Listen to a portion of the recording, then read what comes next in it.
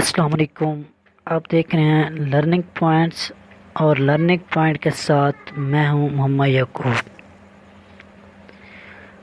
Today I want to discuss about molecule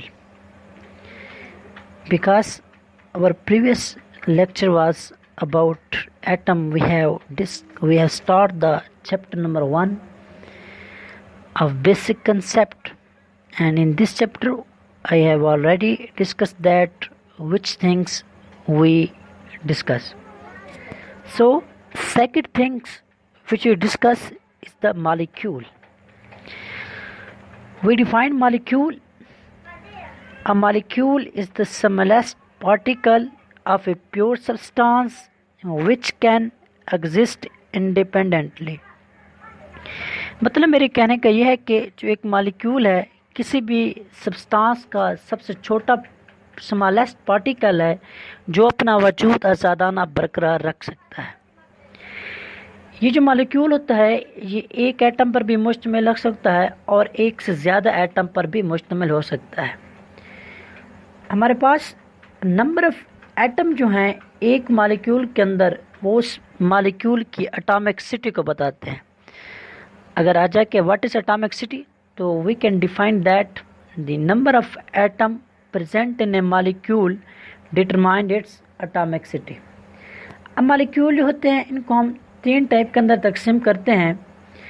तो सबसे पहले जो है इसमें है monoatomic, diatomic molecule, triatomic molecule and so on.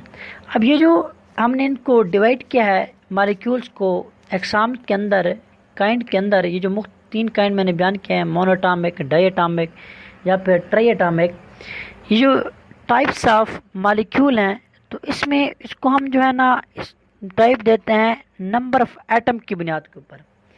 अगर मॉलिक्यूल के अंदर एक एटम मौजूद है तो उसे हम कहते हैं मोनो एटॉमिक। अगर 2 एटम मौजूद हैं तो डाई एटॉमिक, अगर 3 एटम मौजूद हैं तो ट्राई एटॉमिक मॉलिक्यूल है। इसी तरह अब मिसाल के तौर पर हमारे पास हीलियम है, ये मोनो एटॉमिक है। Cl2 क्लोरीन है, ये डाई एटॉमिक मॉलिक्यूल है। O3 ट्राई एटॉमिक मॉलिक्यूल है। इस तरह पॉली एटॉमिक मॉलिक्यूल के हम डेफिनेशंस करेंगे कि ऐसे मॉलिक्यूल जो मोर देन 3 एटम्स पर मुश्तमिल हों या एक से ज़्यादा एटम पर मुश्तमिल हों तो उसे हम पॉली एटॉमिक कहते हैं। मिसाल के तौर पर H2SO4 हो गया, C6H12O6 हो गया, ग्लूकोस हो गया, इसी तरह और भी बहुत से हैं। अब इस तरह पर 2 और हमारे पास मॉलिक्यूल के एग्जाम होते हैं। एक होते हैं होमो एटॉमिक मॉलिक्यूल और दूसरे होते हैं हेट्रो एटॉमिक मॉलिक्यूल। अब होमो एटॉमिक मॉलिक्यूल जो हैं उसमें होमो एटॉमिक मॉलिक्यूल तमाम सिमिलर एटम पर मुश्तमिल होगा, जबकि जो हमारे पास हेट्रो एटॉमिक मॉलिक्यूल हैं या हेट्रो मॉलिक्यूल हैं तो वो हमारे पास डिफरेंट एटम पर मुश्तमिल होंगे। मिसाल के तौर पर हमारे पास ऑक्सीजन है, ऑक्सीजन का मॉलिक्यूल है O2, तो ये 2 ऑक्सीजन के एटम पर मुश्तमिल है तो ये हमारे पास होमो एटॉमिक मॉलिक्यूल है। इसी तरह हमारे पास अगर H2SO4 है तो ये 3 डिफरेंट एटम पर मुश्तमिल है, तो इसका मतलब है कि ये हमारे पास हेट्रो एटॉमिक मॉलिक्यूल है। अब हमारे पास साइज ऑफ द मॉलिक्यूल जो है बिगर देन एटम, एटम से मॉलिक्यूल का साइज बड़ा होता है क्योंकि एटम आपस में मिलता है तो मॉलिक्यूल जाकर बनता है। तो ये जो डिपेंड करता है number of atom present in them and their shape, कि अब ये इनका साइज जो है मॉलिक्यूल का ये डिपेंड करता है कि हमारे पास कितने एटम आपस में मिले हैं और फिर इनकी शेप के ऊपर कि एटम जो आपस में मिले हैं उनकी शेप किस तरह की है, इसके बुनियाद के ऊपर इसका साइज डिपेंड करता है। अब कुछ मॉलिक्यूल जो होते हैं इतने बहुत से बड़े होते हैं जिनको हम मैक्रो मॉलिक्यूल कहते हैं। कुछ मॉलिक्यूल हमारे पास छोटे हैं जिन्हें मैक्रो मॉलिक्यूल कहते हैं। अब हमारे पास जिन मॉलिक्यूल का साइज़ बड़ा होता है उन्हें मैक्रो कह देते हैं, जिनका साइज़ छोटा होता है उसे मैक्रो कहते हैं। अब मिसाल के तौर पर हमारे पास हीमोग्लोबिन है। हीमोग्लोबिन जो है एक मैक्रो मॉलिक्यूल है, ये ब्लड के अंदर मौजूद होता है। इसका अब हमारे पास शॉर्ट क्वेश्चन आता है कि what is function of right the function of haemoglobin, तो हम लिखेंगे कि हीमोग्लोबिन जो है help to carry oxygen from lung to all part of our body, यानी कि ये मदद देती है लंग्स को, फेफड़ों को तो ऑक्सीजन कैरी करने के लिए, ऑक्सीजन को तमाम जिस्म तक पहुंचाने के लिए।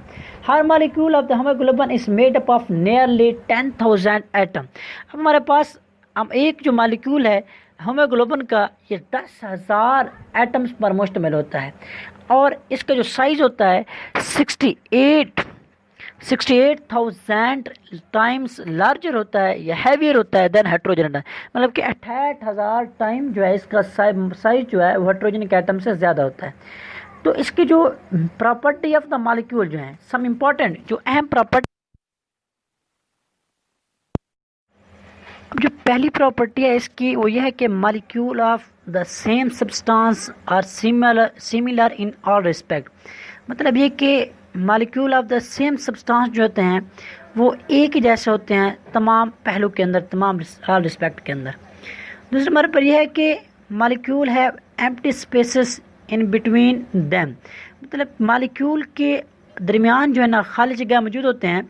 These are minimum in solid and maximum gases, इनके जो हमारे पास सॉलिड के मॉलिक्यूल हैं इनके अंदर ये जो स्पेस होती हैं कम होती हैं, गैसेस के अंदर ये जो स्पेस होते हैं मॉलिक्यूल के दरमियान ये मैक्सिमम होती हैं, बहुत ज़्यादा होती हैं।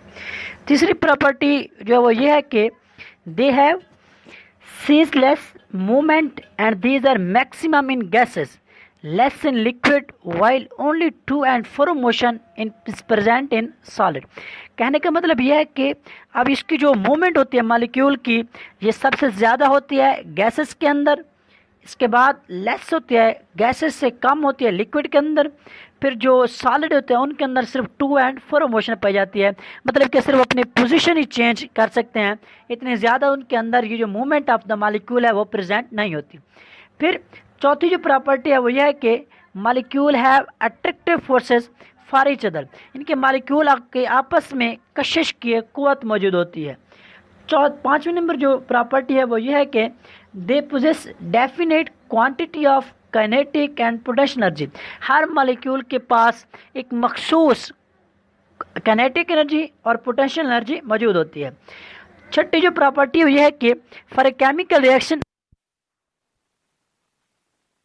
होता है, जब छठी प्रॉपर्टी जो है वो एक मॉलिक्यूल जब आपस में कोलाइड करते हैं,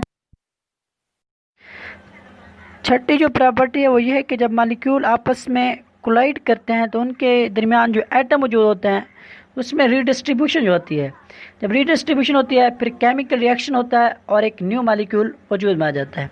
I hope that you learn about the molecules and property of the molecules. Thanks for watching learning points and